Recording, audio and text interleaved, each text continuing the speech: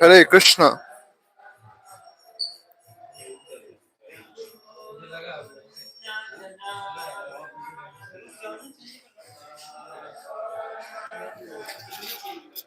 Hare Krishna.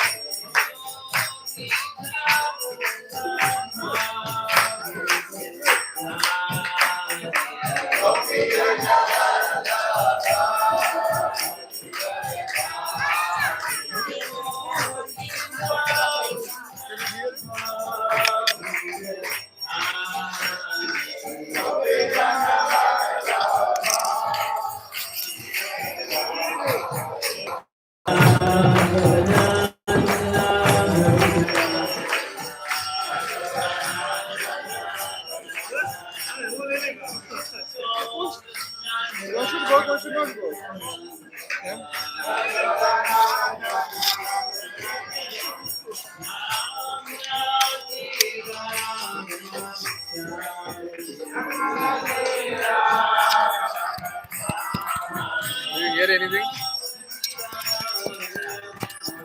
Hare Krishna. Hare Krishna. Hare Krishna. Hare Krishna.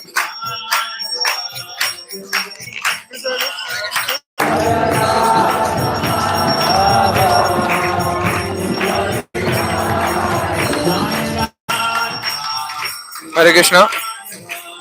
Hare Krishna.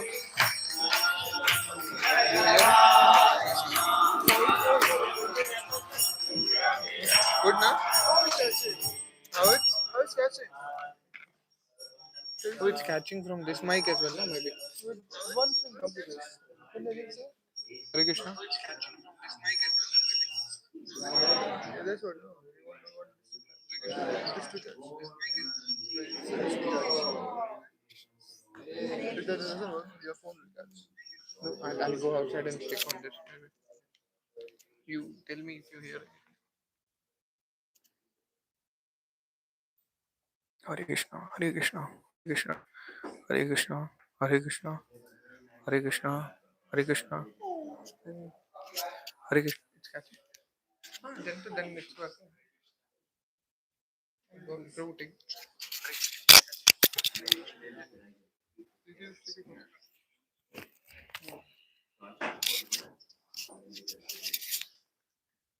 I may speak a little fast because I was covering it. Can you see the screen? Look at that there.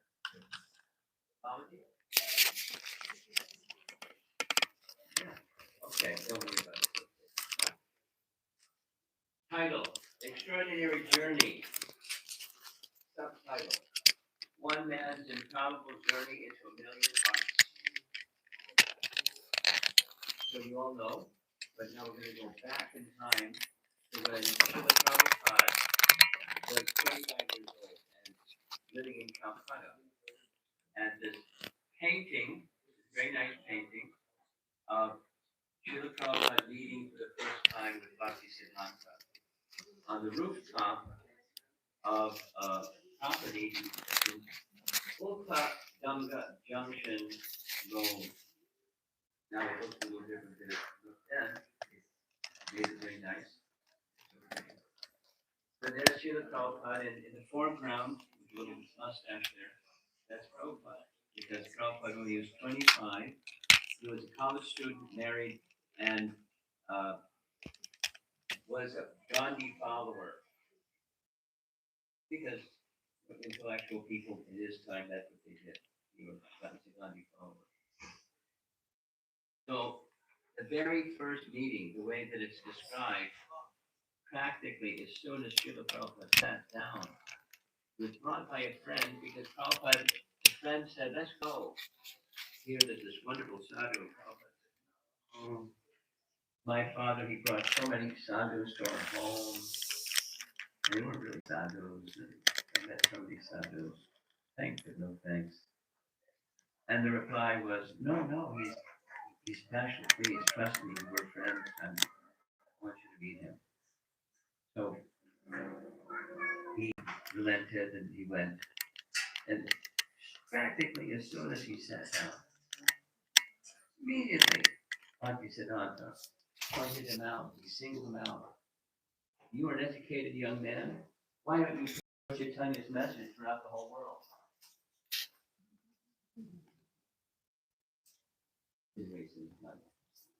And that was 1922 when Srila Prabhupada was 25 years old. 14 years later,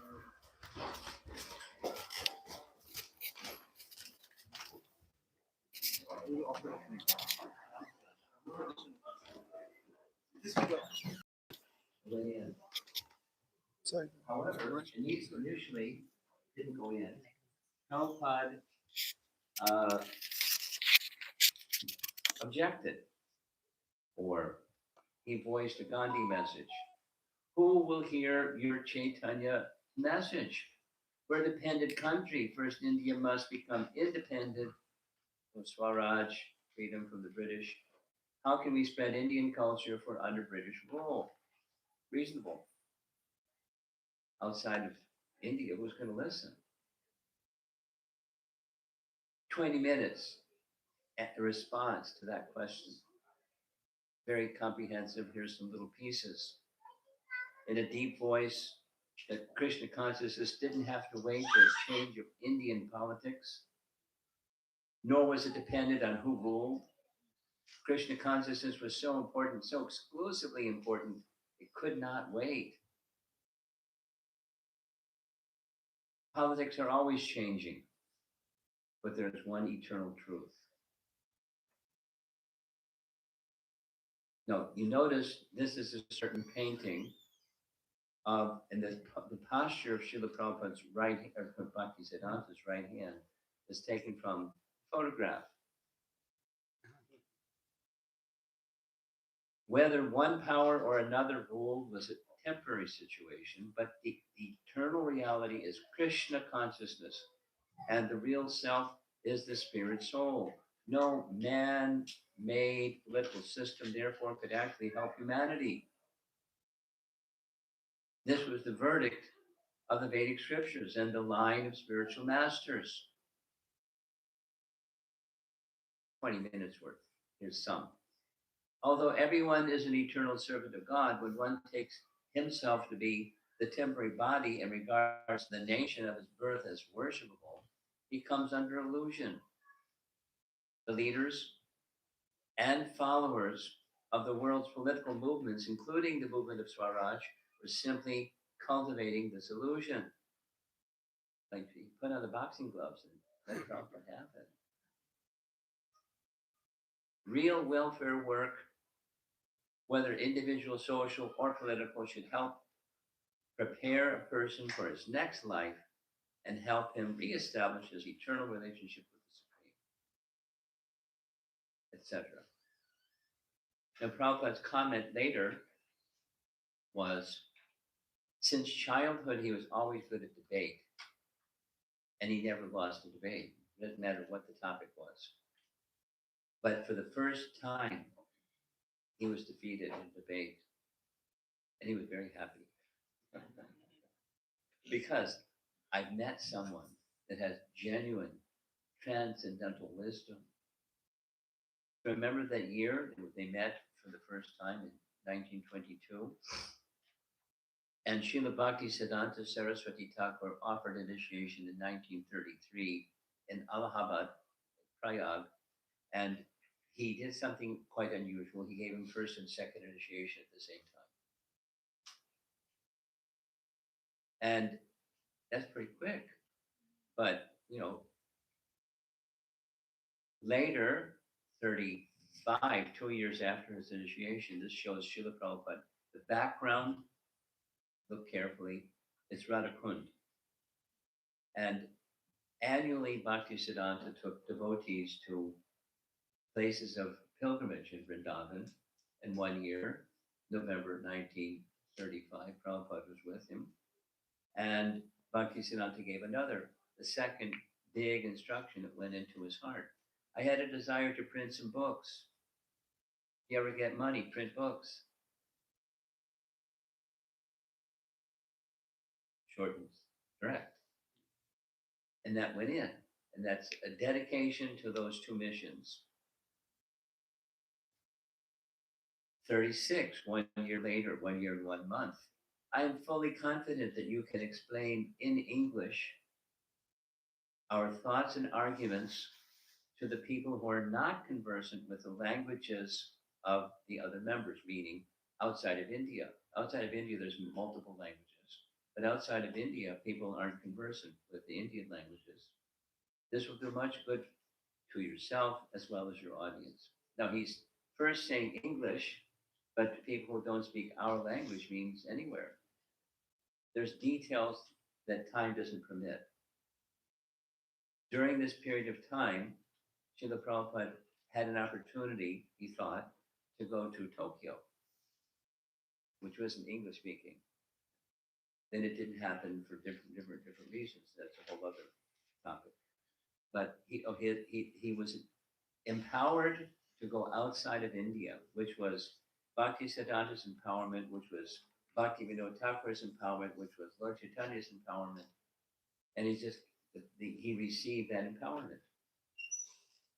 I have every hope you can turn yourself into a very good English preacher if you serve the mission to inculcate the novel impression of Lord Chaitanya's teachings unto the people in general, as well as philosophers and religionists. Notice, people in general, as well as certain class of individuals, that they're movers of people in general. So, next, Prabhupada started a habit that became the habit for the rest of his life, that in the wee hours of the morning, when most people are horizontal, he was writing. And the image shows the persons who inspired their writing are these two, Bhaktivinoda and Bhaktisiddhanta. Srila Prabhupada took both of these instructions as his life's mission, a period of deep reflection and study. Followed Srila Prabhupada's meeting with Srila Bhaktisiddhanta Saraswati Thakur. Prabhupada greatly revered this scholarly spiritual teacher and read his writings assiduously, and Bhaktisiddhanta wrote assiduously. The life and works of Srila Bhaktisiddhanta's father, Bhaktivinoda Thakur, also revealed much to Srila Prabhupada about the spiritual heritage of Krishna consciousness and helped inspire him to propagate the science of devotional service throughout the English language, through the English language. Now, many of you will know, but some of you may not know. The year that Srila Prabhupada was born was 1896. In the year of 1896, also Bhaktivinoda Thakur wrote a book and distributed it to universities all around the world, because the philosophers and educated people, at least his view was, at least these people should know who was Lord Chaitanya, because Lord Chaitanya wasn't so well known in India, what to speak of outside of India, but he wanted people to know. On the year of Prabhupada's birth, he did it. Some number of copies out of his own pocket, and a two-part. It's important. Sri Chaitanya Mahaprabhu, his life and precepts. Part 1 was his life. Part 2 was his precepts. Part 1 was a mini summary of Chaitanya Charitamrita. And precepts In Bhaktivinoda Thakur's 100 books, about 90% of those 100 books had the following: the 10 essential teachings of Lord Chaitanya, 1 through 10. Like, so it's like simple, but profound. And that was the second half of the book, the Dasamula Tattva, the 10 essential teachings, life and teaching, life and precepts of Sri Chaitanya Mahaprabhu. And et cetera, et cetera, et cetera. So the way in which Srila Prabhupada received the summary distilled version of Gaudiya Vaishnavism was through these two great personalities. And in 1953, at the age of 57, he had developed a very well-established pharmaceutical business. His birth name was Abai, and the family name was De, D-E, Abai De. When he was initiated, it became Abai Charan De, or Abai Charan Das. And when he took sannyas, it became AC, that's Abai Charan, Bhaktivedanta, given by Bhaktisiddhanta, gave the name Bhaktivedanta Swami, and that's the name he went by, AC Bhaktivedanta Swami. So during this period of time, he's still a householder. You see, with a nice little mustache there in the middle of his advertisement. And, the pharmaceutical business was rising and becoming very, very, very, very, it was like very successful.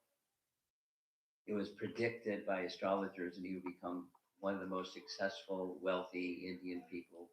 And then Krishna pulled the plug.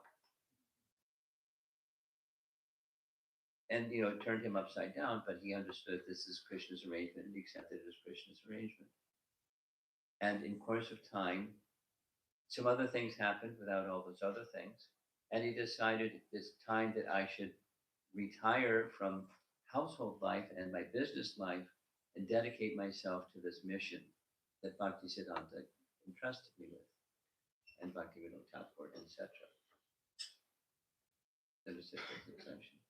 And so he accepted the Vanaprastha stage of life. And when he was 60 years old, this is a photograph of Keshigat. And you see the Madan Mohan temple in the background. And it's a nice Yamuna River photograph.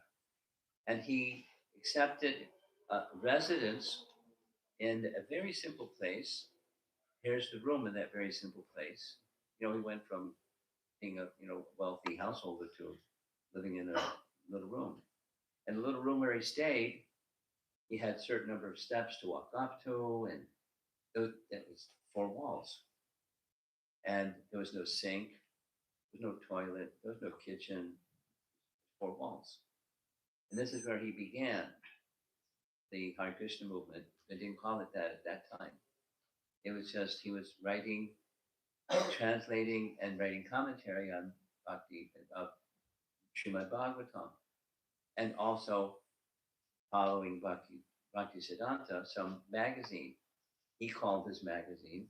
Bhaktisiddhanta had different names, one in Hindi, one in English, one in Bengali. Prabhupada calls his magazine Back to Godhead. We're all familiar with that one. But it started way back.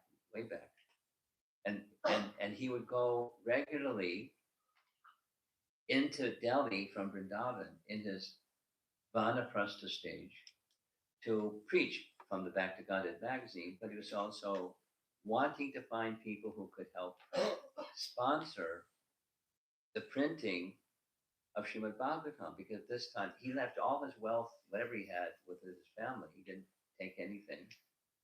So he was depending on whatever Krishna sent. And Back to Godhead magazine was a way to meet people and find potential donors for his publication work while he was working on Srimad Bhagavatam.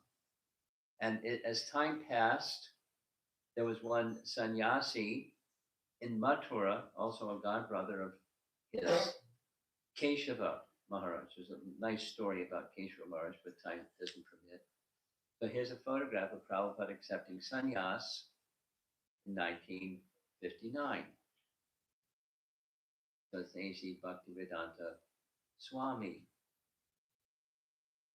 And the Prabhupada title came later. So on either side, two sannyasis. Keshav Maharaj was encouraging him. Prabhupada was feeling not qualified in all of those statements. But he was insisting, you must, because Bhaktisiddhanta is giving you this important responsibility, and it'll facilitate your service to Bhaktisiddhanta, so do for that reason. And so he accepted sannyas, 1959. And in course of time, he shifted from where he was by Keshikat to the Radha Damodar temple. There's some details of how that happened. Vishvambar Goswami, who had become very dear to Prabhupada and vice versa. Vishvambar Goswami was the chief priest of the Radharaman temple, and they loved each other very much.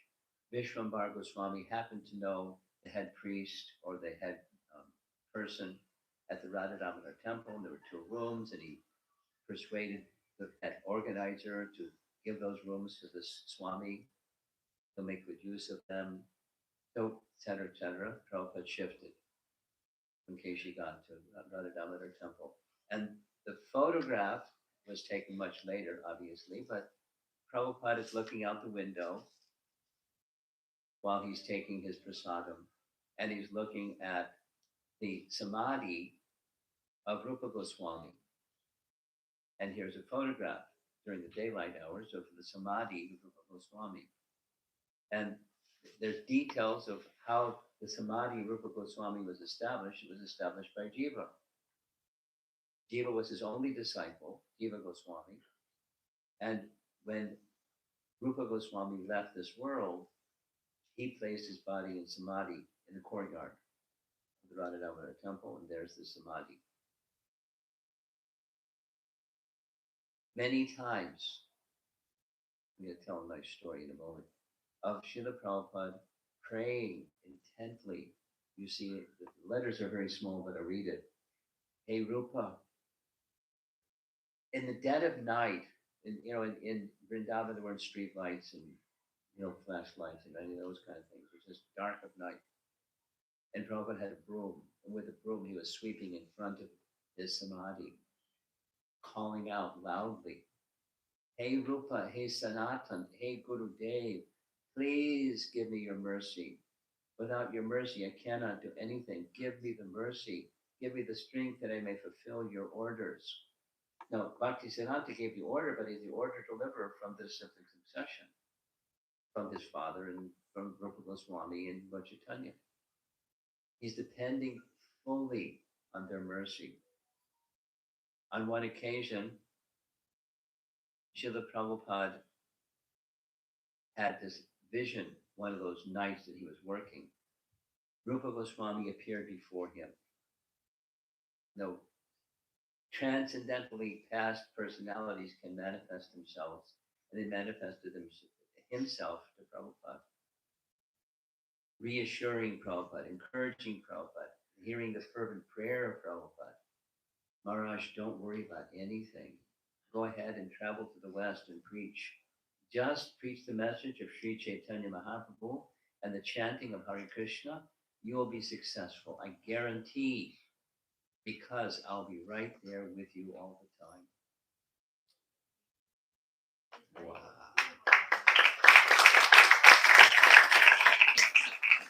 Now, some of the devotees were engaged in interviewing individuals. One of those individuals they interviewed was this fellow. It's actually the fellow. It's not just something off the internet. This is Hridayananda Babaji Maharaj. This fellow, this Babaji, was born at Radhakund, and he had been 78 years a pujari, and he lived near the Radha Damodar temple. And the devotees that were doing these interviews sat down with him and asked him if he knew Srila Prabhupada. And the Babaji began to cry. I'm going to try to not cry as I read this. Very moving. Never have I seen anyone do sadhana like he did. I've lived my life in Brunja. I've never seen anyone like him. Prabhupada did many arduous things. He worked very hard at the Radha Damodar temple. At that time, it was very austere, undeveloped, very muddy and dirty with no facilities. And he described you would hear him in the dead of night because he lived nearby. Loud enough. He wasn't living in the compound. He was nearby. You could hear him. He went in to see what's going on. Prabhupada was on his hands and knees before the samadhi of Rupa Goswami, praying for the strength, the capacity, the empowerment. So then during the interview, this Babaji said, when I heard that it was actually he who had been chosen by Chaitanya Mahaprabhu to spread the Hare Krishna Maha Mantra around the world, I was not surprised. So something happened after that. So Prabhupada's feeling, I need the mercy, but they're also feeling the weight of the mandate. So something happened in the course of his preaching. In the course of his preaching, he was at a person's house, a Mathura businessman in Agra. Mathura businessman in Agra. And in the course of that meeting with this, home program, this gentleman, Mr. Agarwal, confided his heart in Prabhupada and said, my son Gopal, he went to America to become an engineer. And he married an American lady so he could get his green card. I'm worried about my son. And Prabhupada did whatever Prabhupada did, and then he wrote a letter to Gopal Agarwal and said, would you be so kind as to send me a letter of invitation, so with that letter of invitation I can get a 30-day tourist visa to go to America? So Prabhupada got such a letter. Now, many of you have seen this nice little photograph of Prabhupada playing with Bridge. Little boy. This is the big boy. This is Bridge grown up. And so Gopal wrote the letter. Prabhupada went to the immigration department, and sure enough, he got a visa. Now, he had to get a passport to get the visa, but he didn't have anything. His residence was the Radha Damodar temple. So little by little by little. So now he's working on the Bhagavatam, got some donors to pay for the printing. He hadn't finished yet. Now he's got a visa and the mandate. Now how to get there. So in the course of circumstances, one of the places he visited was in Bombay, and you recognize Sumati Mukherjee. She was the owner of a steamship company, one of which was the Jaladuta, the Scindia Steamship Company.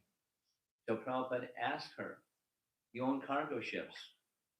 Please give me one room in one of your cargo ships that's going to America. And she rained on the parade. She said, no, Swamiji, you're old and you've never had climate like that, and crossing the sea, and you won't live. And Prabhupada so it took several times around, and finally she relented. So Prabhupada has his passport, and he has a visa, and he has transportation, he has the mandate, and he's feeling unqualified. But somehow. And there we go. Prabhupada's getting on the Jaladuta. There's the date of his departure in Calcutta. It said the ship is from Bombay, but the place where he got on the ship is in Calcutta. There's Friday, August 13, 1965. And a 38-day journey, and Yadavar isn't here. But Yadavar was eventually given the diary that Prabhupada kept while he was in the boat. And then now it's published and available. So he was reasoning like this. In America, it'd be different than a sannyasi interacting with pious and influential Indian gentlemen. There'd be no one, a foreigner, and there was no tradition of sadhus, no temples, no free ashrams. But so going to visit people and ask for some assistance, that's what he did when he was in India. But what's going to happen on the other side of the ocean? But when he thought of the books he was bringing, transcendental knowledge in English, he became confident. When he met someone in America, he would give him a flyer. Notice there's a flyer. Prabhupada looks very stern and serious, and he even spells Bhagavatam differently than he later spelled the Bhagavatam. And India's message of peace and goodwill. If you're going to America and you don't know American people, that's a nice way to introduce it. India's message of peace and goodwill. It can mean anything, right? But that's what he did. Then on board, Jaladuta. Today, the captain arranged, this is Janmashtami Day, on board. He arranged for a meeting on board the Jaladuta on account of Janmashtami Day, and I spoke for an hour on the philosophy and teachings of Lord Sri Krishna. All the officers attended the meeting, and there was distribution of prashadam. The matter was radiographed to Srimati Sumati Rararji in Bombay. The ship is stranded on the Arabian Sea, about 4 miles away from the coast. Something happened and they got stuck. Then later on in the journey, his Bhagavatams were loaded at Cochin. He makes note of how that was done. 5 cases loaded onto the cargo ship. And so there's his wonderful 3-volume Srimad Bhagavatam, Canto 1. And in his diary, this is what shows happened. At one point, he had a heart attack. He had the second heart attack. So no entries. And later, along with just regular old seasickness, headache and nausea, vomiting and dizziness and hunger and no energy, it's not easy. Prabhupada one evening with a few disciples at his feet reminisced about how he had come to America in 1965 and had suffered 2 heart attacks at sea. They say that anyone who gets a 3rd heart attack, they must expire. I had 2 heart attacks on the ship. And then New York, 3rd one, paralyzed. Left side was paralyzed. I do not know how I was saved. And one girl, the captain's wife, she studied astrology. She said, Swami, if you can survive your 70th year, then you'll live for 100 years. So much for astrologers. Oops. Now, notice in the painting, there's a ship in the background. There's a Jaladuta, and behind the Jaladuta, there's another big ship. There's Radha and Krishna and avatars of the Lord and so forth and so on. That same night that he had this heart attack, he had a dream. It's described in Vilamrita. And the dream, in his dream, he saw this giant boat, and the giant boat was being rowed by the avatars. Here's another painting showing the same, making sure that he made it to the shore. There's Prabhupada and Krishna in the very front, and the Bhagavatam, etc. They ensured that he would make it all the way to America. So we're not there yet. September 10. Our date is not yet, but we're past September 10. This is Radhanath Maharaj. We read this today on the boat. I'm feeling separation from Sri Vrindavan. And my Lord, Sri Govinda, Gopinath, Radha Damodar, the only solace is Sri Chaitanya Charitamrita, which I am tasting, the nectarine of Lord Chaitanya's Leela. I left Bharat Bhumi just to execute the order of Sri Bhakti Siddhanta Saraswati in pursuance of Lord Chaitanya's order. I have no qualification, but I have taken up the risk is after his 2 heart attacks, just to carry out the order of his divine grace. I depend fully on their mercy, so far away from Vrindavan. So that's on the 10th September, and here's the 13th September. Today, I disclose my mind to my companion, Lord Sri Krishna. There is a Bengali poem made by me today in this connection in Bengali. The captain told me they had never such calmness of the Atlantic Ocean. I said, it's Lord Krishna's mercy. His wife asked me to come back again with him so they can cross again in a calm Atlantic Ocean. If Atlantic would have shown its usual face, perhaps I would have died. But Lord Krishna has taken charge of the ship. So here we are on the fateful day, September 17th, 1965. This is later Prabhupada's visiting the Boston Harbor at Commonwealth Pier, where we had a little gathering today.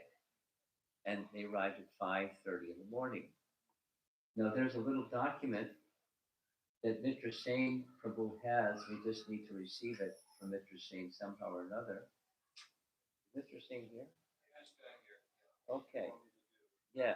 You somehow help us get a copy. We'll circulate it to the congregation members here.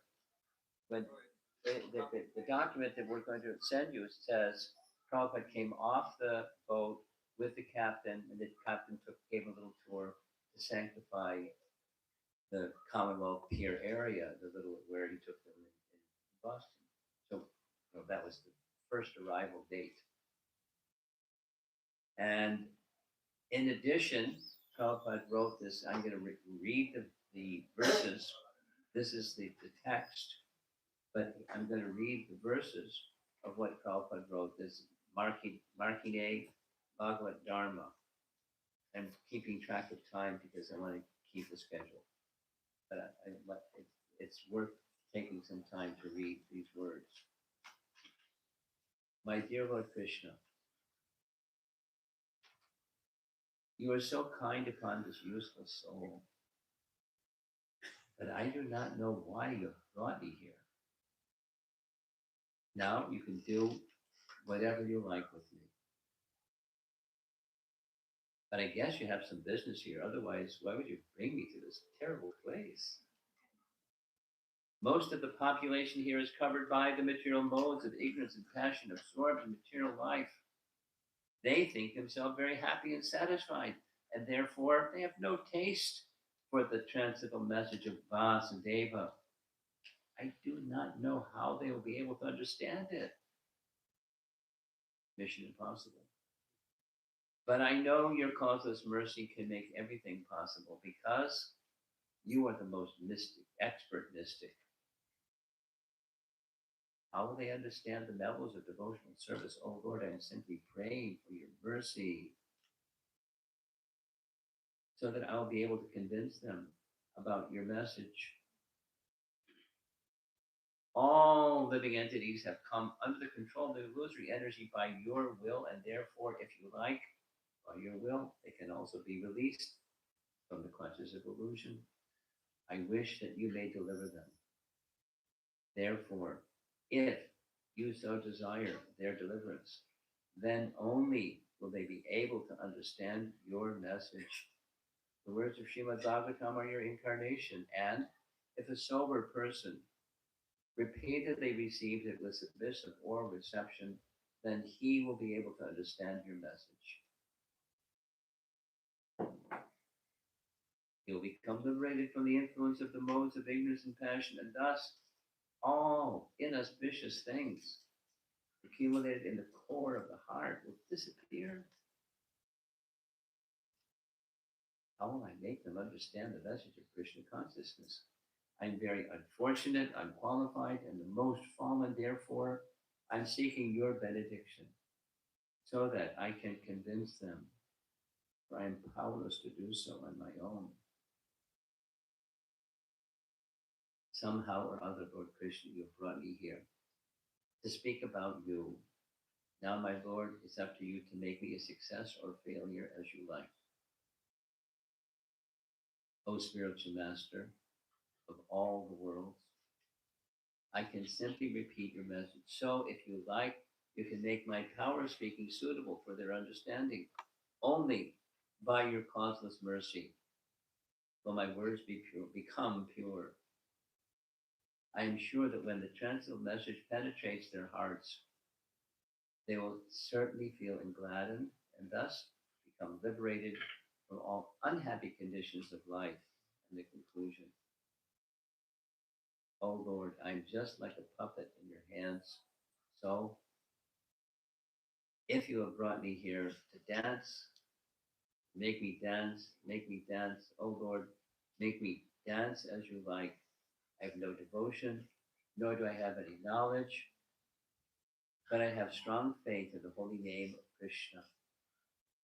I am designated as Bhakti Vedanta, and now, if you like, you can fulfill the real purport of Bhakti Vedanta. So there we are. Prabhupada has arrived. This is his prayer to Krishna, his friend, Krishna. And from the Boston Harbor, in a day's journey, he made it on the 38th day to New York. And as you've heard many, many times, he's walking down the gangplank in New York Harbor, and he said he didn't know whether to turn left or right. There was no one there to receive him. Lo tengo chavo. He had no money in his pocket. And in New York City, and, it's a rough place, New York City. Mission Impossible. He's got his Bhagavatams in the book, in the boat. And where do you go at the end of the gangplank? That somehow he made it to the Port Authority and got on a bus. How he got from bus fare, I don't know. The bus fare to Butler, Pennsylvania, and met Gopal Agarwal and Sally Agarwal in a little bridge. He stayed there for a little while, and then that wasn't his purpose in coming to America, taking Butler, Pennsylvania. So he came back to New York with no place to stay, no money, nothing. Nothing. Kind of scary, but fearless. Not foolish, just fearless. Somehow Krishna will take care of him, and Krishna somehow took care of him with hardship and many other things. So we're deeply indebted. This is a day for honoring all over many parts of the world. There are big, big festivals that we just had today here in Boston, but all outside of Boston, all over the world, big festivals honoring what we're honoring here.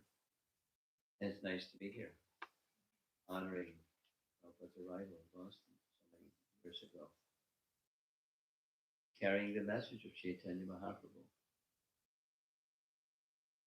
Now I have 4.5 minutes, so I'm going to say one more thing.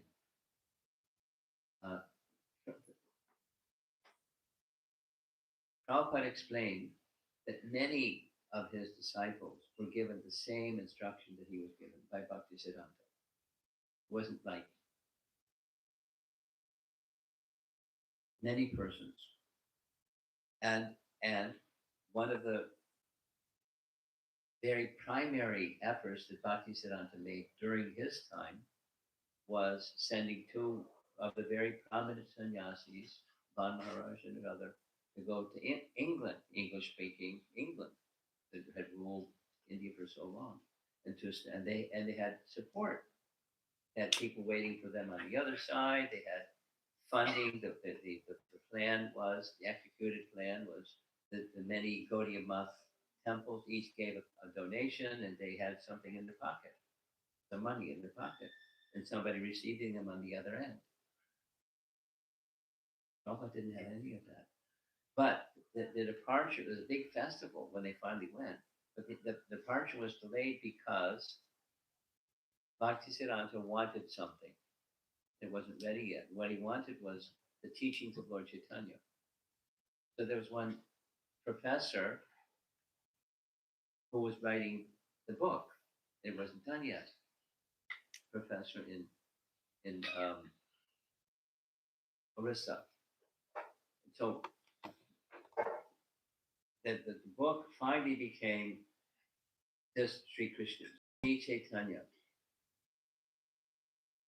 So when Prabhupada came with the mandate of taking the teachings of Lord Chaitanya, it was Srimad Bhagavatam, because the teaching of Lord Chaitanya, the teachings of Srimad Bhagavatam, the teachings of Srimad Bhagavatam, the teachings of Lord Chaitanya, seamless. And notice in the introduction section is the life of Lord Chaitanya. Prabhupada doing exactly what he was doing. And he was following it, the template that was given to him in his own way, but empowered to carry it forward in a way that Krishna inspired him to carry it forward. And what a gift to the world, to us followers, and to the world that they're somewhere or another they'll receive a book, or somewhere or another they'll hear the chanting, or somewhere or another they'll take prashadam, or somewhere or another something. And our in exchange with them should be, appropriate as a Vaishnava to someone who is, struggling in the world. It's a nice service. It's our life. So I'm going to end. Keep the timing. And so whatever's next, whoever's our MC can take the microphone and tell everybody what you'd like them to do. An honor to the schedule. Srila Prabhupada ki jai.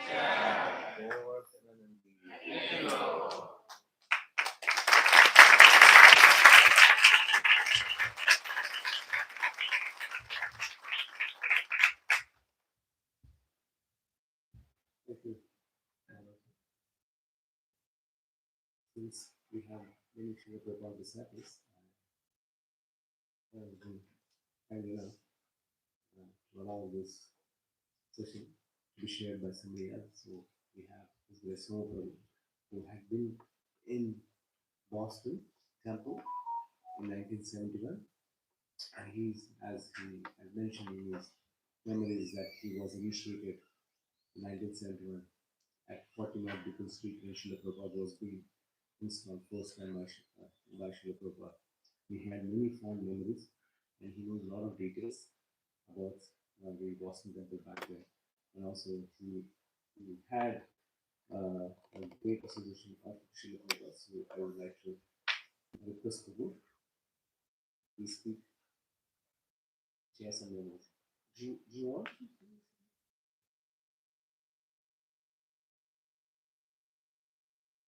That's perfectly clear.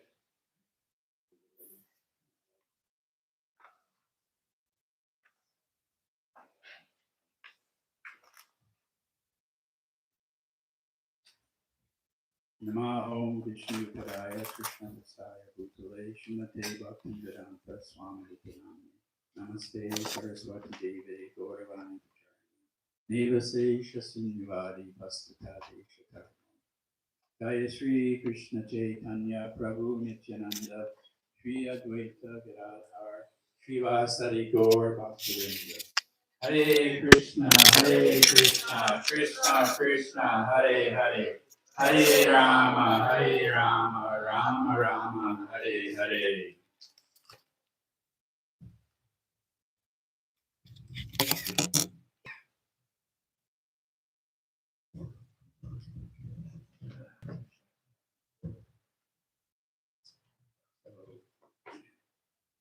Thank you for asking me to speak. It's a great honor to speak in front of so many wonderful Vaishnavas. I was very fortunate that I happened to be living in the Boston Temple when Srila Prabhupada came. How much time do I have? Just wondering. Anybody else keep speaking and you want me to stop, just give me a sign. Um, Srila Prabhupada sent Radha Gopi Vallabha to Boston.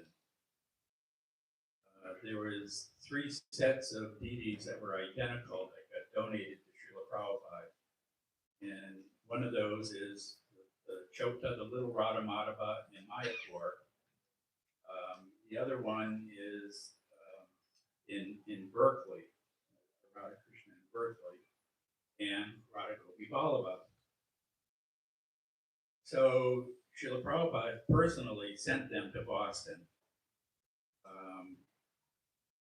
And when they arrived, I don't remember the date, but they came by boat, and Rukmini Devi, Dasi, and Palika went down to the docks to pick up the deities.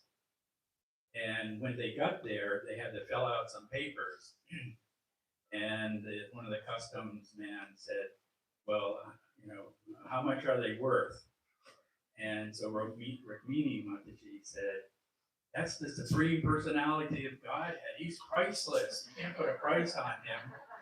So the custom person wrote that down. They're priceless, and he wouldn't give them to them because he thought they were something like valuable, something antique or something coming from India. But they had to come back later and explain, and they got them.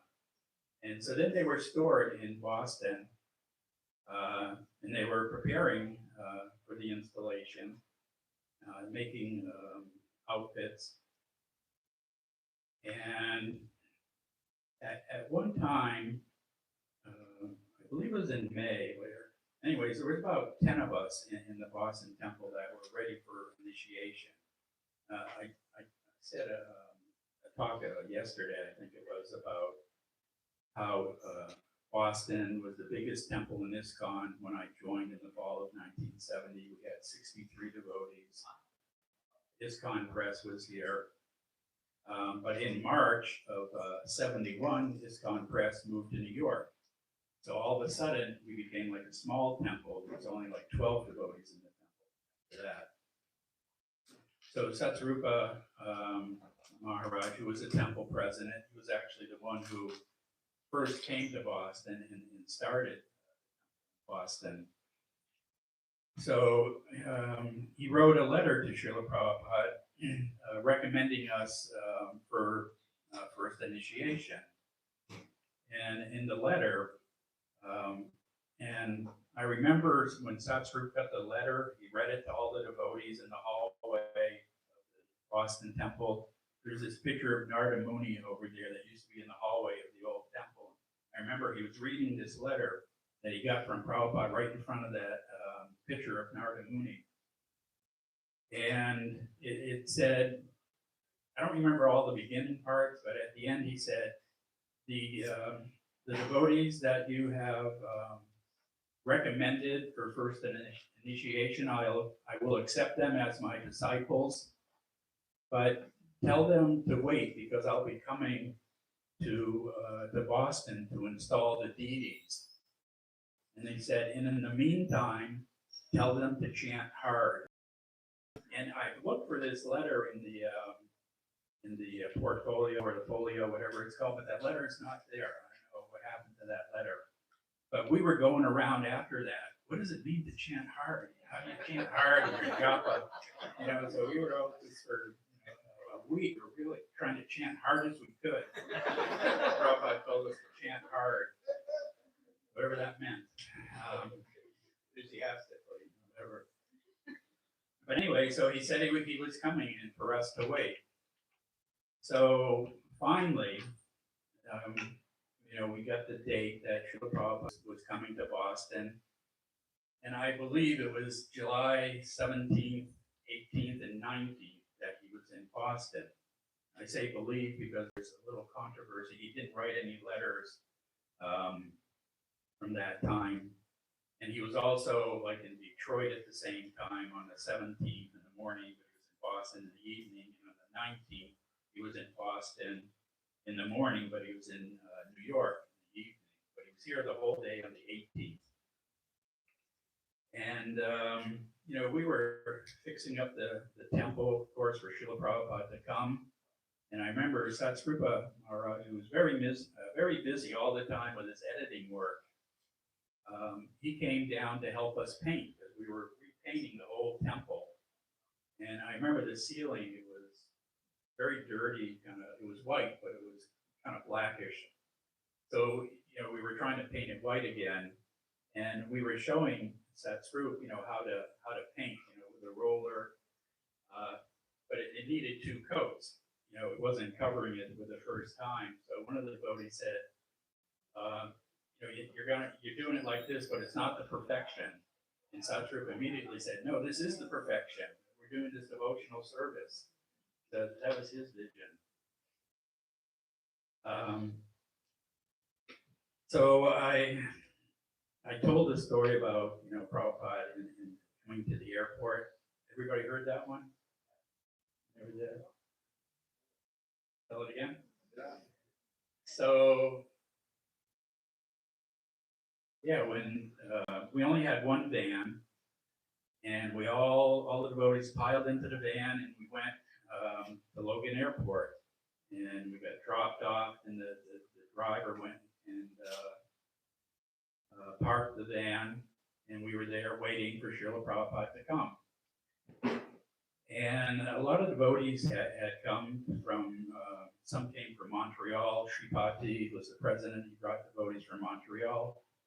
Sridham from Miami, Florida, drove all the way up to Boston just to see Srila Prabhupada, and devotees were coming from other places.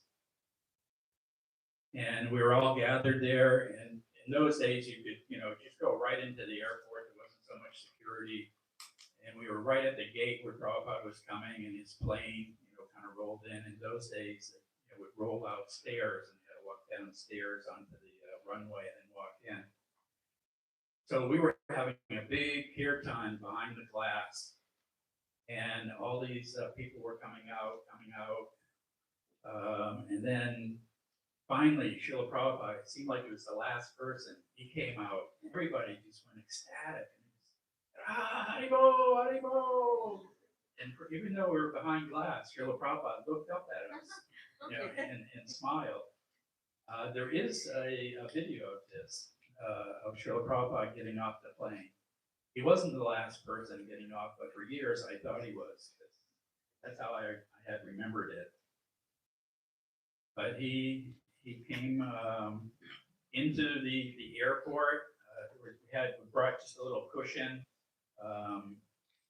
Satsrup sat Srila Prabhupada down on this one cushion. They put some garlands on him.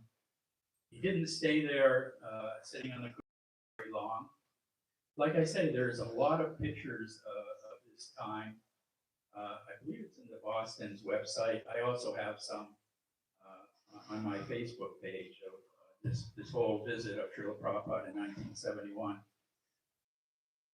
And Srila Prabhupada just started, walking really fast through the airport. We're all kind of trying to keep up, having a kirtan along with them. They had a car waiting for Srila Prabhupada, and Srila Prabhupada got into the car, and Aravinda, Shima Sundar, and Karandar were traveling with Srila Prabhupada. Excuse me. And they got in the car, and then the car drove off. And then, we wanted to go with Srila Prabhupada and greet him at the temple and be there at the temple when he got there. But I looked around, and the person who drove the van was like next to me. So we had to, wait there for him to go get the van out of parking and come back and pick us up. And I was really thinking that, how Lord Chaitanya prayed, like one moment is 12 years or more. We were feeling such, separation, finally just seeing Prabhupada, being there. And then all of a sudden he left and we were stuck at the airport. It was actually traumatic for me, and I never went to see Srila Prabhupada in the airport again after that. I would always wait at the temple. Actually, if we have time, I can tell another story about how it actually worked out really good for me.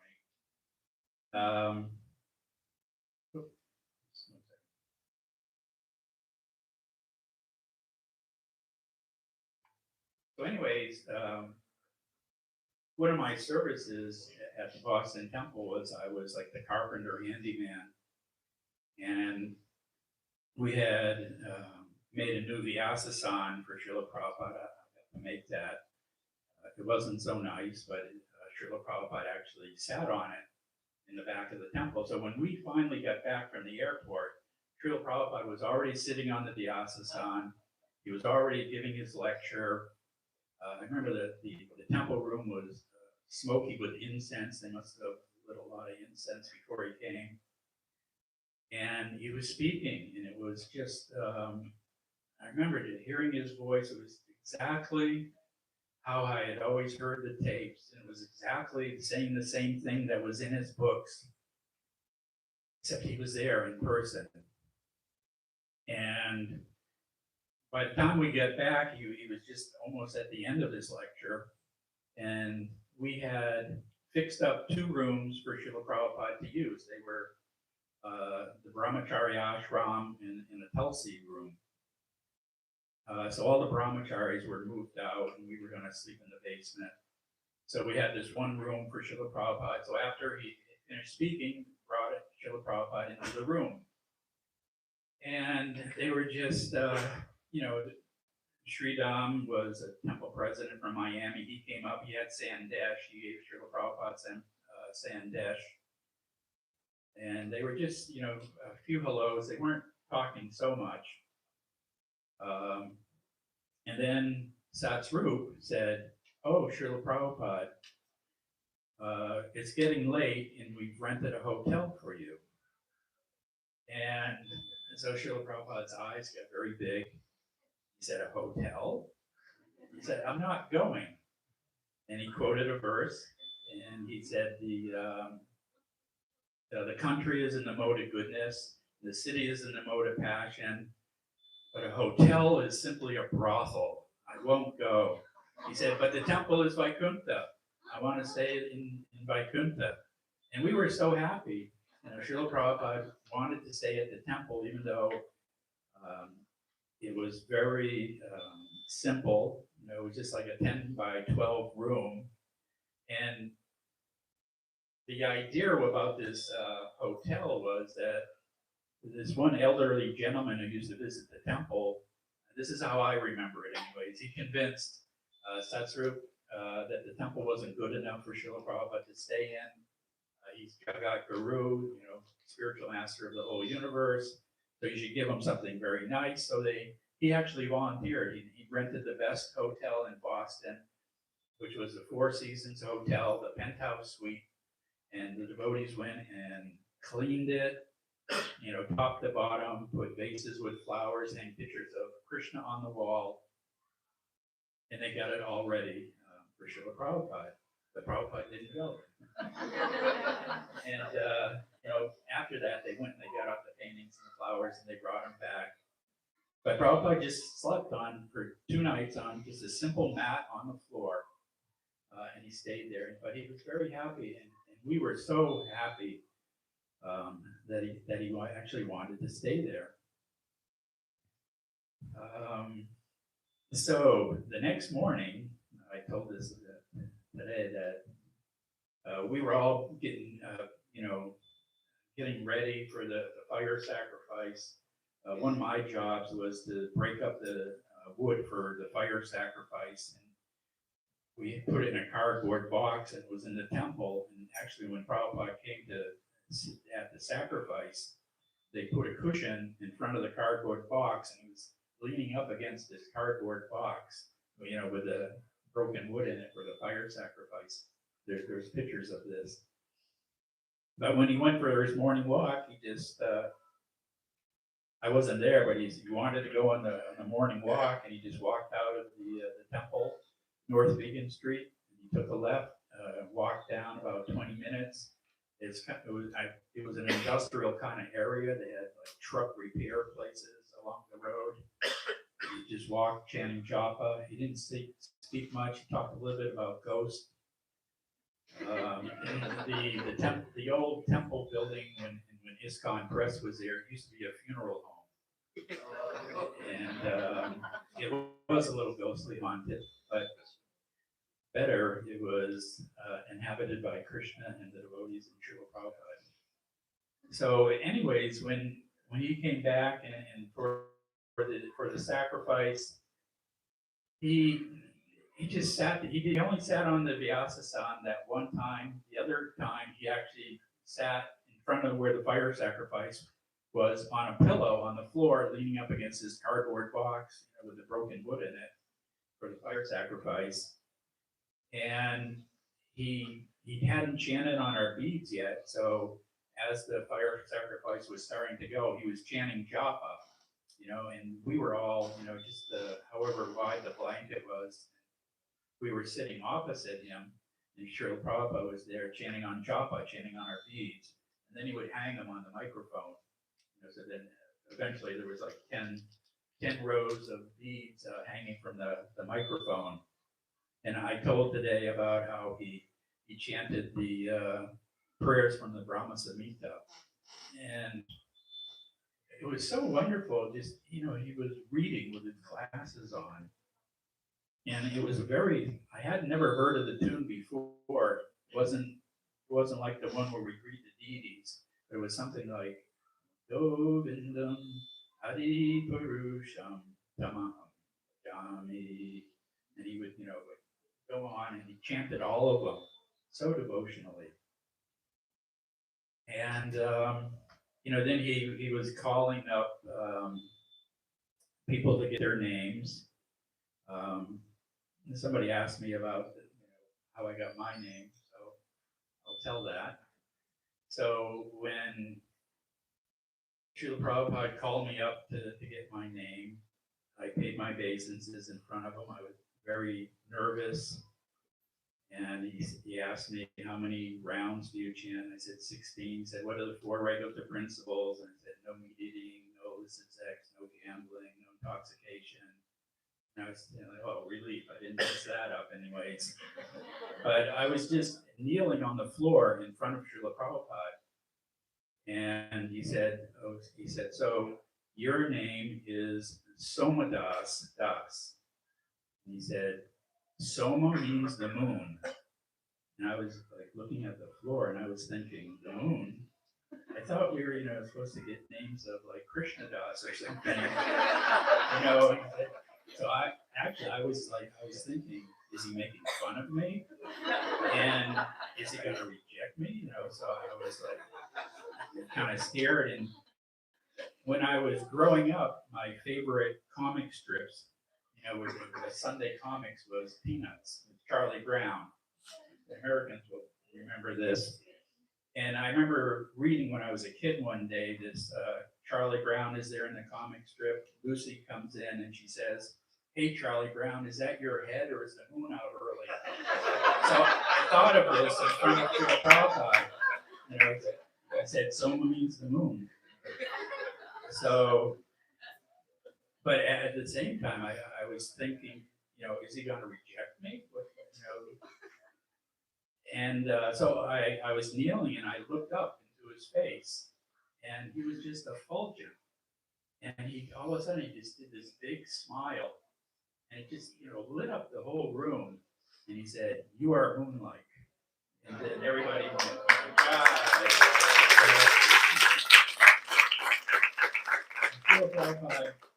He can see the soul. He looks right through you, knows everything that you did, but also your potential. So he was very kind. He accepted me, and when he gave me my beads, and I actually have pictures of Srila Prabhupada handing me my beads at that time.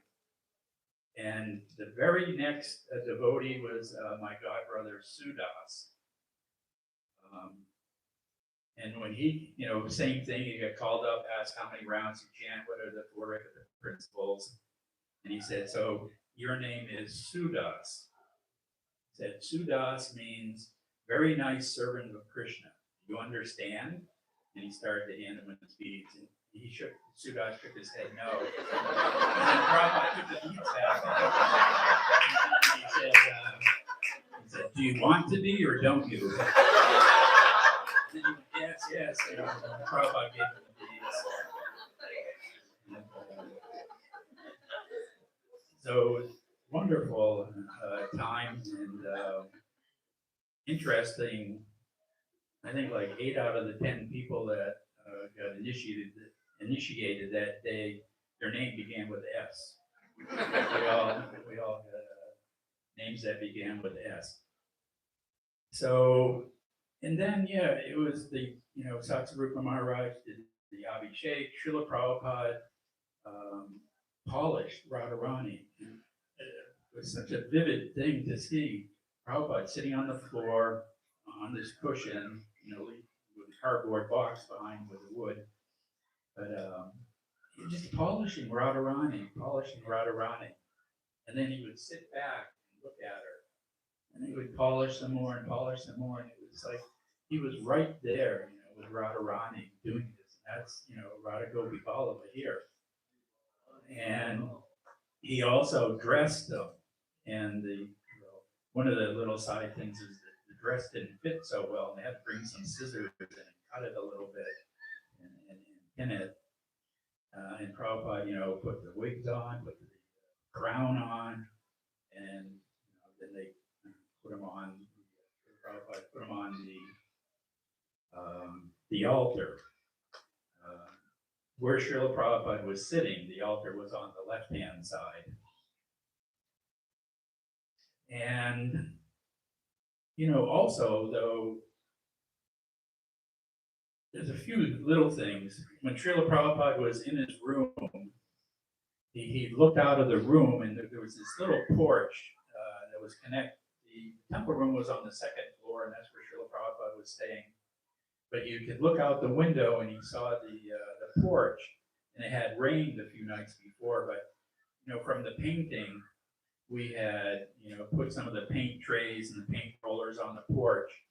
So when Srila Prabhupada looked out, he called Satsarupa over and he said, "Why are you wasting all this paint?" But he tried to explain, well, that's not just paint. It rained and it's water, but it was all white. But it wasn't so nice. But Srila Prabhupada was very, very observant, and he would always, see these things.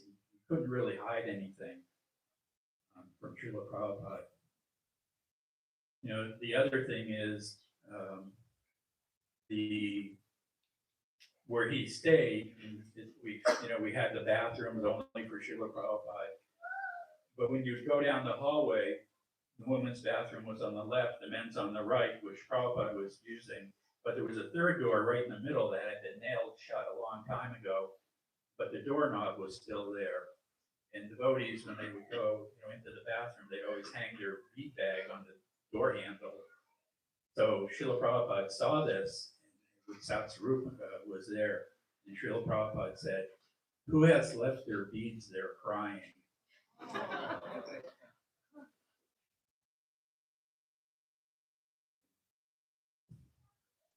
Wow. And because there were so many other devotees from visiting temples, we had the devotees from Boston got initiated in the morning. They installed Radha Gopi Vallabha in the morning, but then they decided in the evening to have another sacrifice and have another initiation. So all the other visiting devotees could get initiated personally from Srila Prabhupada. So they had that fire sacrifice. There was a peacock feather fan, and I actually made a long wooden handle so that they could be fanning Srila Prabhupada while he was sitting there at the fire sacrifice. But somebody was, actually the handle wasn't that nice, but the handle broke actually. And so then they picked it up and they were just holding it by the peacock feathers, and they were still fanning Srila Prabhupada. I was just going to say something else about that fire sacrifice in the evening, but I can't remember. Anyways, so those were the two fire sacrifices that day. The next morning, when Srila Prabhupada had to go to the airport again, we all went to the airport.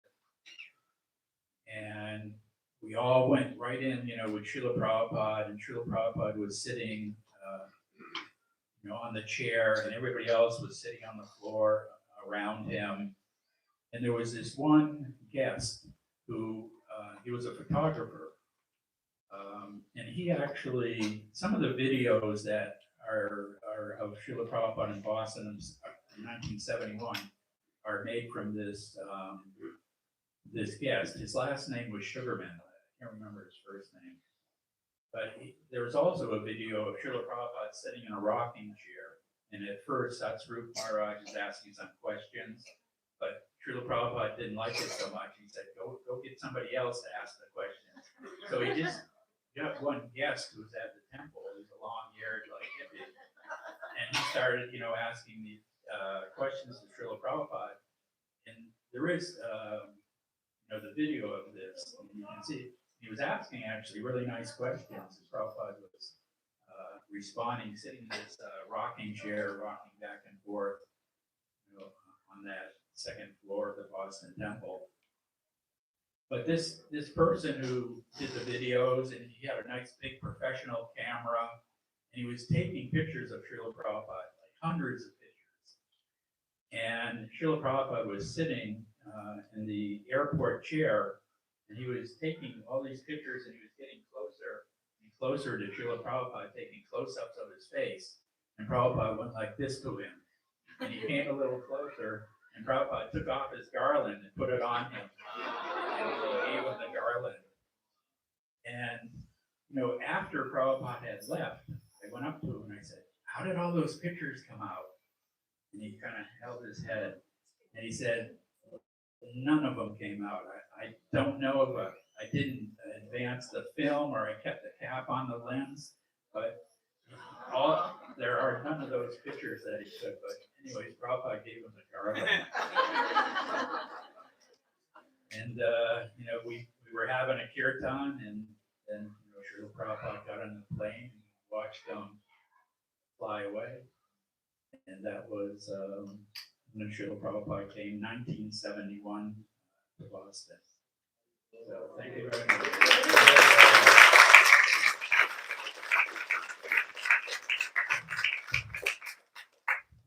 Hare Krishna. Thank you.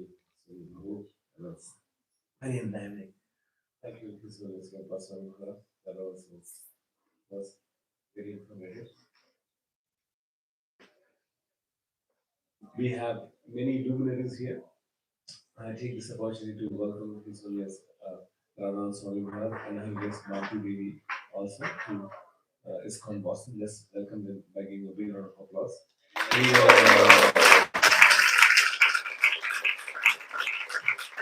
We have His Grace Srila Prabhu just after Soma Prabhu kind of left, or maybe in 1970. Srila Prabhu was brought down from San Francisco to be a temple president at Boston, and he had then, of course, he led the ISKCON Boston there. By then, ISKCON Press already went to New York, and probably has been very, you can say that we're one of the stalwart temple president then, and then his temple presidency, this temple was purchased. So I think a lot of credit goes to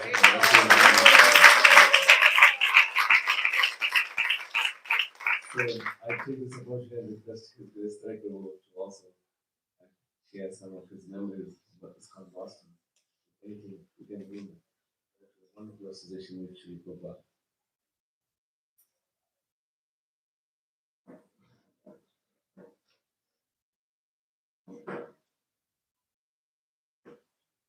Hare Krishna. Namo Vishnu Padaya Krishna Prasthaya Vishwamati Bhakti Vedanta Swami Namaste Namaste Saraswati Devi Gauravani Vishnu. I think the fact that this wonderful temple is here and it's still here after so many years, it's a testimony to how Krishna was doing everything in this movement. This movement was being carried on by Prabhupada's mercy, because I was 20, 1970. I was 21 years old at the time. How many of you boys and girls are 21 years old or less? Maybe two or three.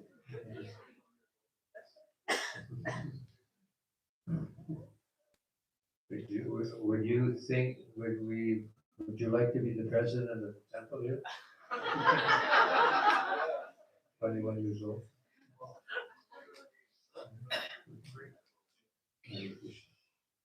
But what I'm saying is that Srila Prabhupada even said sometimes that Krishna did not send me first class men.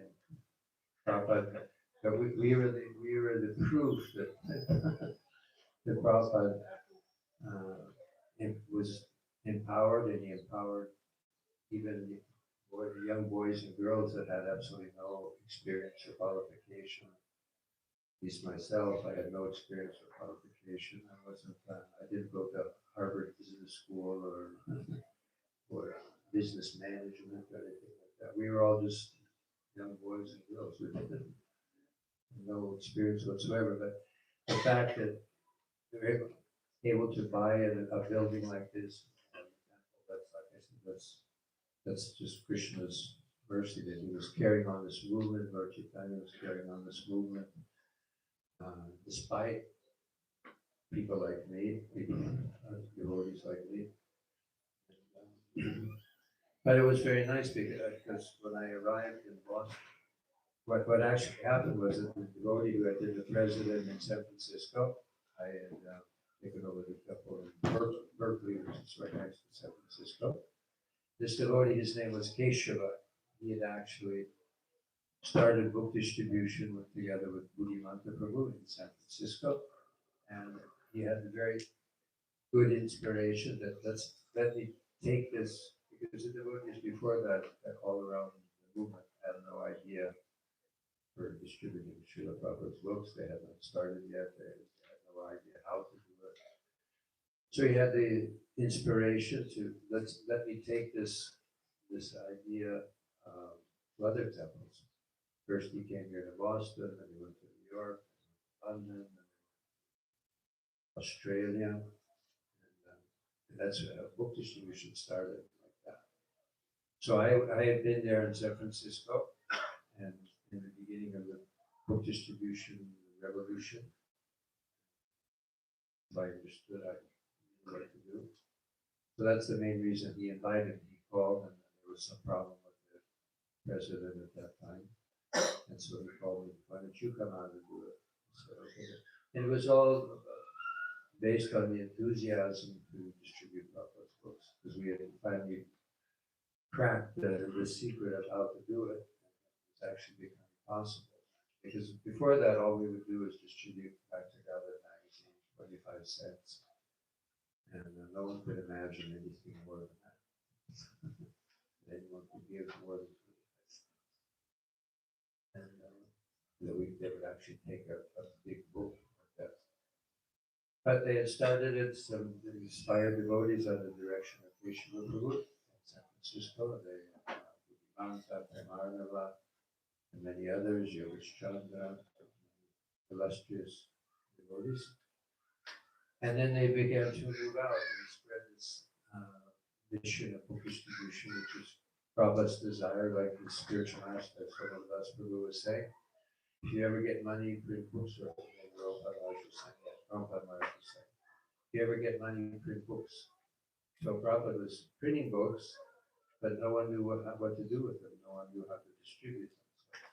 So somehow or other this broke the ice in San Francisco, and then the second place was here in Boston.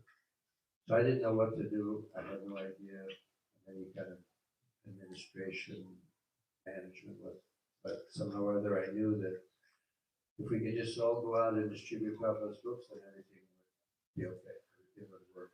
And Prabhupada told me in a letter when I first started, I sent a letter to him saying,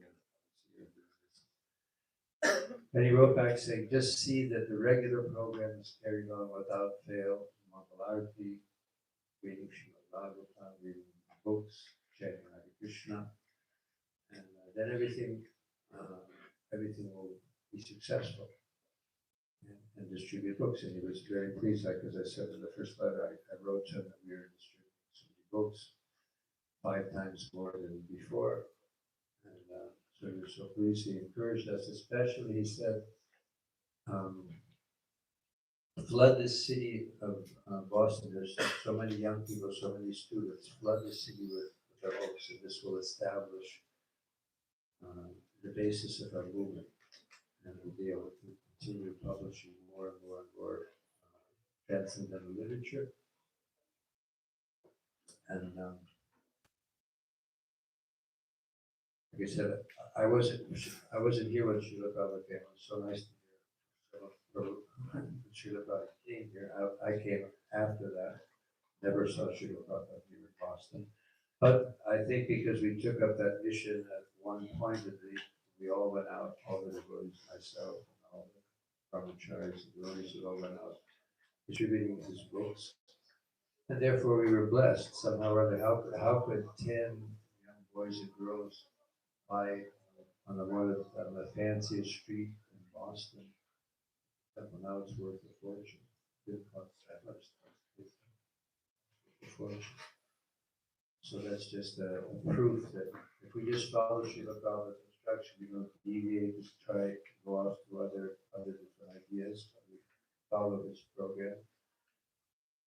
Doesn't mean we can't distribute books in new and different ways. It doesn't mean that we can't preach and try to recruit. He said, recruit some intelligent people from the universities and colleges and train them. He said, train them up to be good preachers of Krishna consciousness. So we can do that. We may have creative ways to do that. But the goal is distribute the books and recruit new devotees who can also take up the mission of spreading Krishna consciousness for the pleasure of Srila Prabhupada. And if we do that, then he says it's guaranteed success, guaranteed that we'll be successful and expanding more and more. That's what I can say. But what we would do is we would go down to New York to see Srila Prabhupada. Srila Prabhupada, at a certain point after his visit in 71, he didn't come here anymore. He was starting to, he said, we'll go to one central temple, the biggest temple, and then devotees from all of the East Coast, they could come and see him. In fact, we would go down regularly. Probably always pass through New York. His world travel, so we would go to see him in New York. At the time, the president was the devotee who was there this morning, Alimardan Prabhu. He was in charge of the temple. And because Keshava and Buddhimata, they'd gone to New York as well, they started a very, very enthusiastic distribution of Prabhupada's books. That temple was going very well. As we know, they purchased the skyscraper just by distributing books. Srila Prabhupada's Srila Prabhupada's books,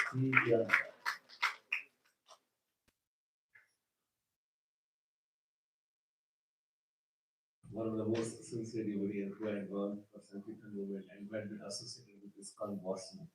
So I would like to request you, Srila Prabhu, to speak something because he's our local devotee, ISKCON Boston. So please kindly share.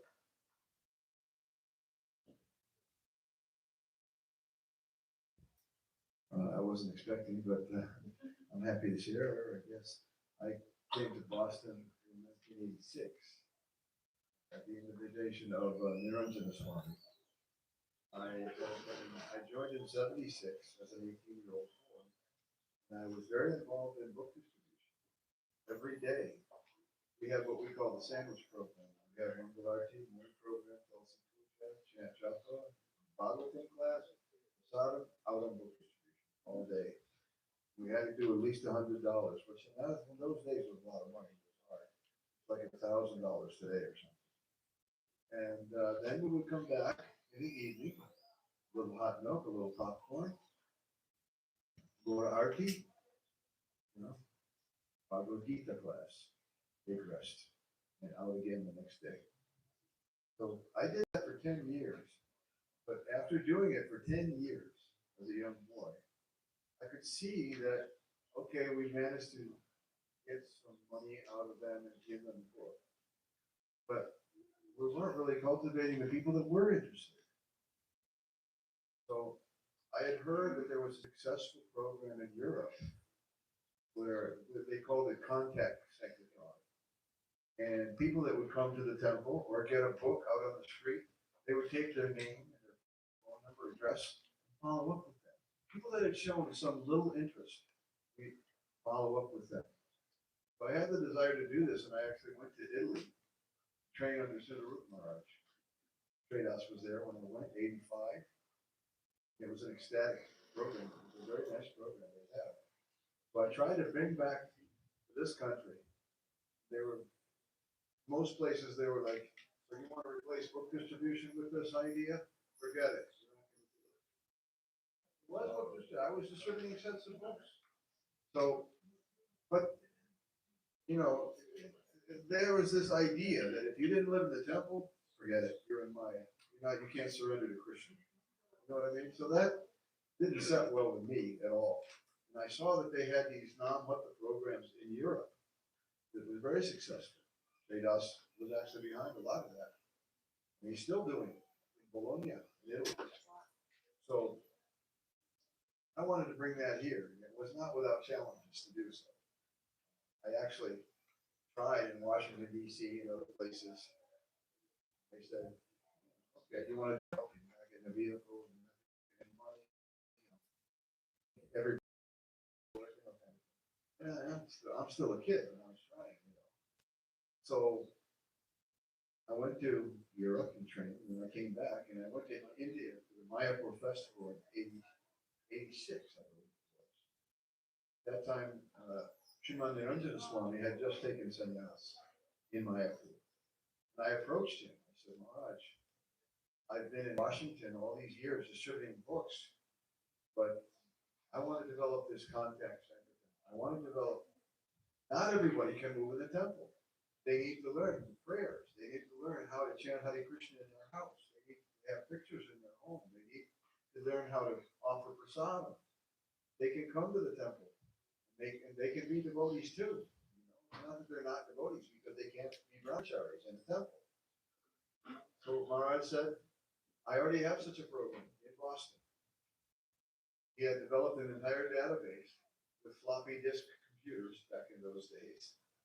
Very slow. But he had developed an entire database, collected names from the Sunday feed programs in Warwick, Rhode Island, and Connecticut, and Fall River, Massachusetts, up in Nashville, New Hampshire, and up in Maine also. He said, I need somebody to run that program for me. So if you're getting all this feedback where you are, come to Boston. And I want you to take that program over. I said, yes, if you can arrange it with the authorities, because I don't want to just defy the authorities and say go to hell. But if it's okay, I want to do it. So I came to Boston. I started developing the program with Niranjana Swami's help. I became membership director of the temple. And we would take Mangalarti suites, we had nice little boxes with best suites in ISKCON. I see Chatamai confirming. The best sweets you ever tasted, burfi, pera, sandesh, all these sweets. And I had a big case. They had this set of books in Europe called the Great Classics of India. Bhagavad Gita, First Canto Srimad Bhagavatam, Krishna book, Teachings of Lord Chaitanya, and Nectar of Devotion.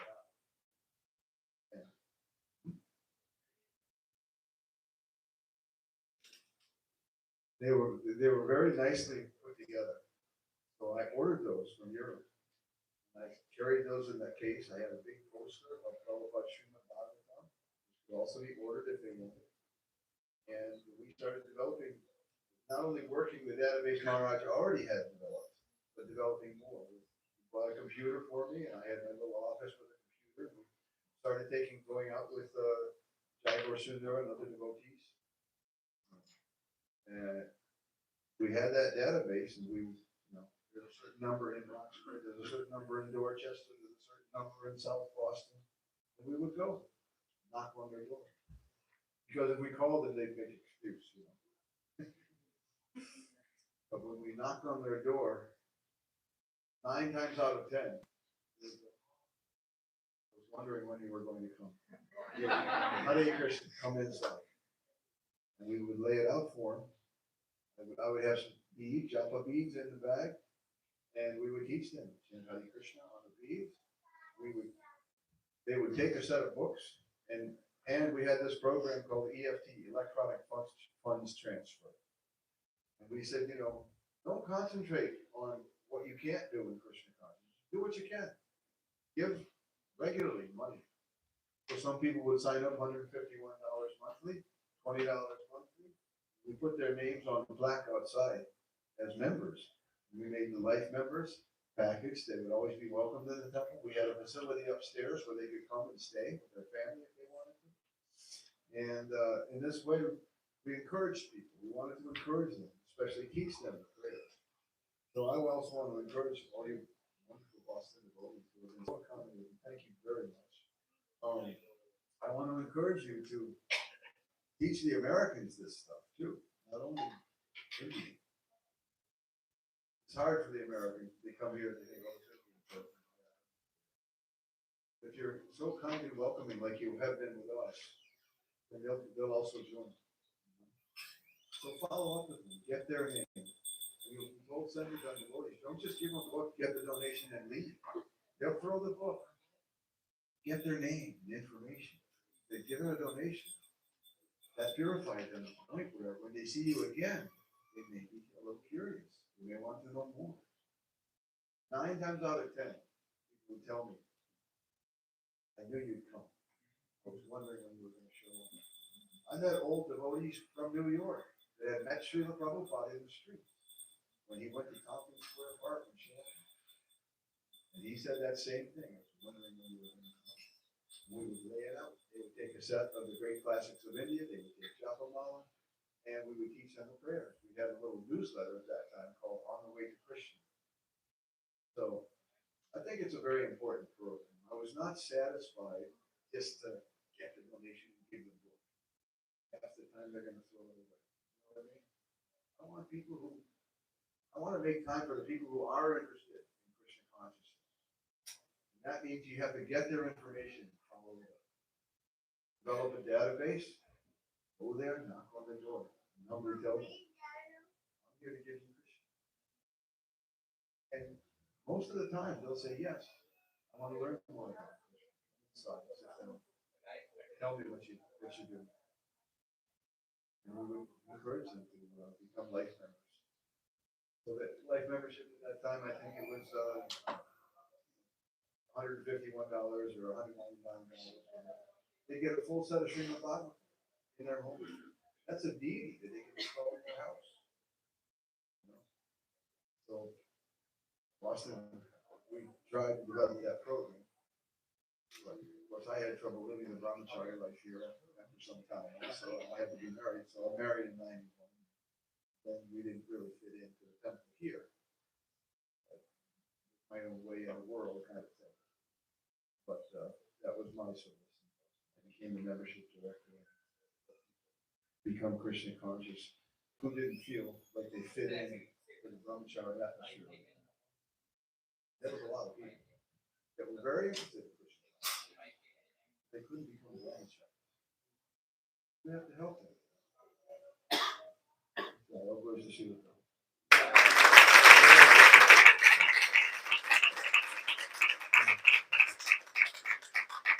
The gray color the gray color SUV on the back of the temple, 5K HM75. Did anyone park in the back? The neighbors is complaining, please. Otherwise, they tow the car and we don't want to enrage them. If anyone is here, please make sure that you remove the car as soon as possible. Please very hard. Gray SUV. No, it's not. Hold on. Yeah, make I don't know. This is what information I have. But anyone who has parked the car in the back, then please make sure that it's illegally parked in the name of property. Thank you, Hare Krishna. So we have, let's move on. Thank you, Srila Prabhu. It's very difficult to get these personalities here. Krishna has showered so much immense blessings that he has showered the stars, into our ISKCON Boston, and we have so many luminaries. We also have one more star amongst these wonderful Vaishnavas. We have His Grace Mr. Singh Prabhu, so we have this opportunity. Let's hear from him as well. Hare Krishna.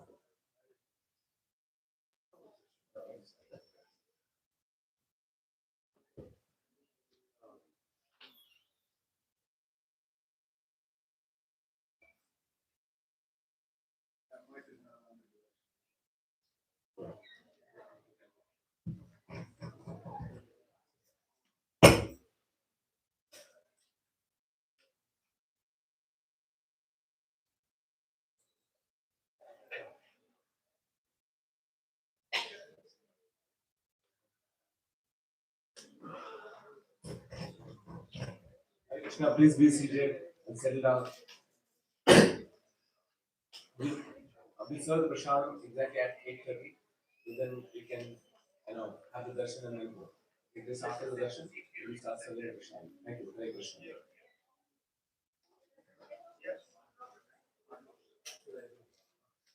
Vedas was talking about book distribution beginning in San Francisco, and one of my friends, Jambavan, who you're never going to hear about. He's one of these really quiet people. But he was there in San Francisco in the early days. He drove the BBT truck. We used to, he would come to the temples, and they would unload the books. The devotees would bring him some prasad, and just have to rush off to the next temple. He was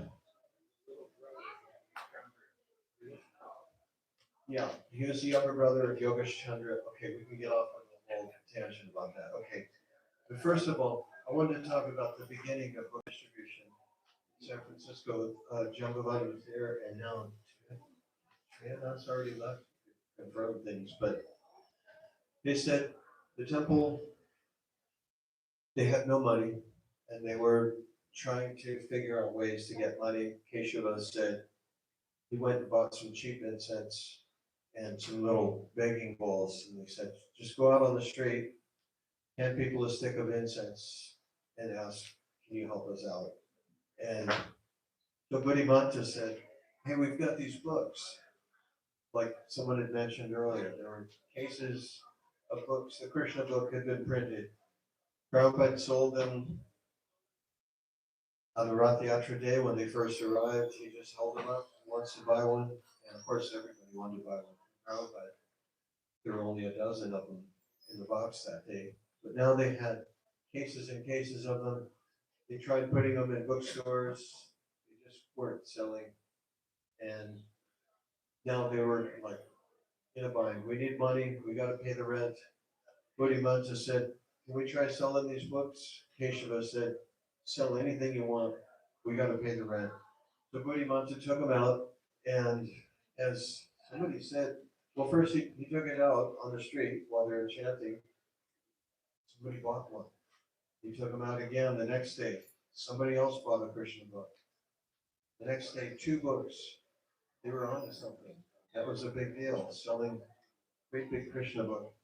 The books are like that big. There's 2 of them in a set. Shiny silver with a picture of Krishna on the cover.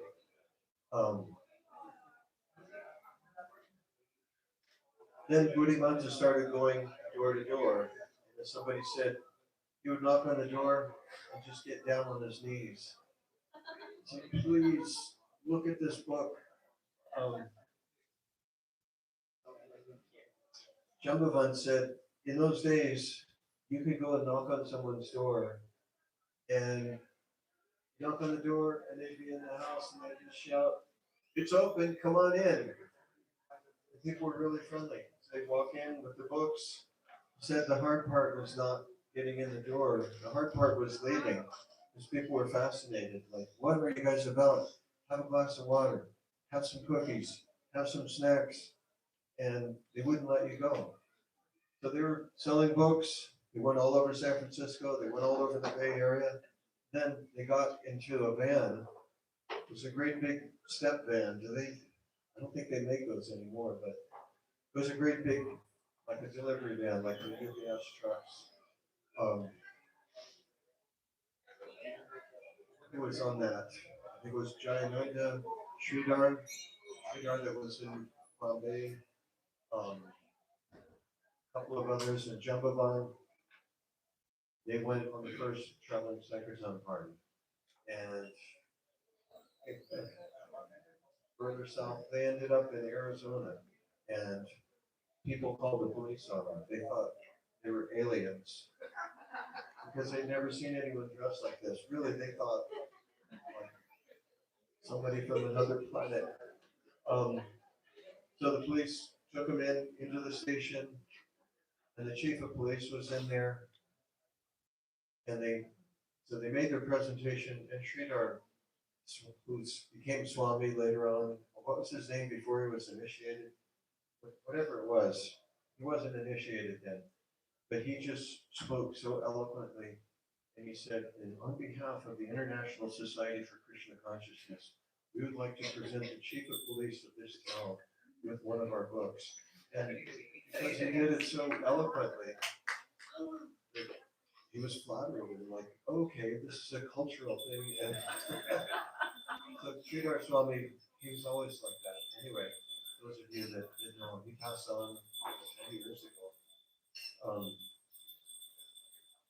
So those were the early days of book distribution in Bay Area, San Francisco, and then Trinidad learned there, came to Boston. It was really something. Rameshwar Swami gave a presentation about how poor the movement was in the late 60s. ISKCON Press, he talked about the series of letters where Prabhupada's writing back and forth. They're going to get this printing machine. And Prabhupada's trying to negotiate the price, bringing it down $200. He spends about 9 months back and forth, like just fighting over $200. Finally, they get it, and then they start the printing. But then, by the early 70s, when book distribution starts to happen, then he's going through this whole thing. Now the BBT has enough money; they're able to print these other books. The BBT, has a surplus of money, and he's making loans to the other temples. When they want to purchase a temple or some other large purchase, he loaned it out at 10%. So now he's got surplus money, he's making 10% income, he's helping the society. And we asked, well, how responsible were they at paying those loans back? And Rameshwar said, yeah, I was there. Everyone took it so seriously. We had to pay these loans back. So he was making 10% on the loans, books, and every year it was doubling. And so now he's loaning out like $1 million just from projects. It just grew and grew. Okay, one more totally different topic. Since we're about Teleturtel arriving in Boston, catching Sally Agarwal, and we sat with her. Bhakti Maharaj Swami asked her, what was it like being married to an Indian man in the late 50s? Sally Agarwal said, there could not have been anything more strange than that in Pennsylvania. And so then he asked, how did you meet him? And you guys ready for this story? And while she was telling the story, we were listening, and she's such a good storyteller. We were like sitting on the edge of our seats, like, you've got to meet him, because if you don't meet him, you don't get Srila Prabhupada, because it was because of her being an American citizen that her husband could sponsor Prabhupada to come here. So there was a dance, and somebody asked, we have this man, he needs a partner to go to the dance. He's from India. Would you mind? And she thought, well, okay. And it was weird. There were no Indian people in America at that time. They danced. They were friendly. They chatted a little bit, and then okay. And then the next week there was another dance, and he asked, "Could you be my partner again?" And okay. So that went on. There were a few meetings like that, and then he had to go back to his family in Agra, and he said, in those days we didn't express our feelings so much, and I was wondering if he felt the same way about me that I felt about him. So he was in Agra for a whole year, and they're writing letters back and forth, but it was never direct. You know, like how I'm feeling and what do we want to do. And so she was always, there was this tension. She told the story. And then finally, he sent a letter. I'll be coming. I'll be on this ship. We estimate we'll be here at this time. So she was reading the papers every day when is that ship coming into the harbor. Finally, it appeared in the harbor on the paper. He called her up. Hello, is this Sally? She forgot totally about his accent because they'd just been writing. And anyway, they got together, they put on the record, and they started dancing. And then he said, yes, let's do this. And she said yes. And then they got married. And then she, as she explained the story, her husband's father was always doing these different kinds of schemes. You guys live in America, that's an opportunity. Maybe we can do something that will bring some money and credit to the family. And there were other sadhus that he wanted them to sponsor, and nothing ever came from it. But then, so they filled out the form, and then they got the letter from Prabhupada saying, yes, I'll be coming. She looked at the picture, and she said, it was the most ugly person I've ever seen.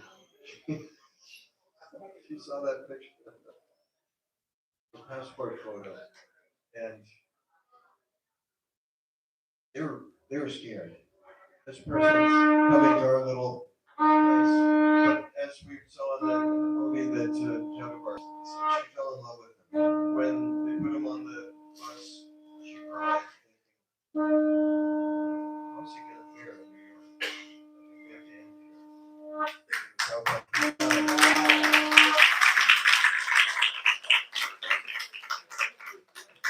Hare Krishna, dear devotees. So now the altar is going to open up and we'll have a darshan. So let's have the